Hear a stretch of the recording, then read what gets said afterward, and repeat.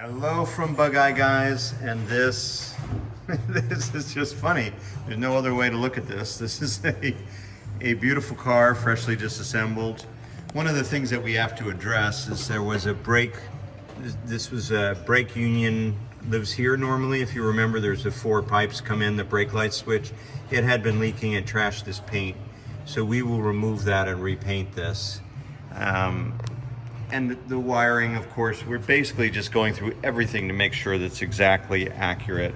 Here's a beautiful rack of parts that Nick has been carefully preparing with everything all laid out, getting ready to be reassembled. These are all the bits that will go back on the car, some of the bits that came off the car as we organize all of this. But basically, we have completely gutted this machine so that we could rebuild it from the ground up with all the right stuff. And Terry has done a beautiful job on this dashboard, and a lot of attention was paid to make this turn signal switch look exactly like the day that it left the factory. So we're in really good shape on the dashboard. And if you saw any of our prior posts, here's this red oxide that's the correct finish for the trunk. Then they would have sprayed the green after that. So we've now corrected that. All these mats and pieces will go back in here now. Now that that color has been addressed, we can rebuild the whole back end of the car.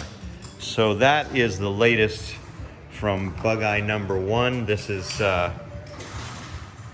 taking shape quite nicely and almost, well, we're through the first phase anyway of getting this car ready for the concours gold medal attempt this September in the Poconos.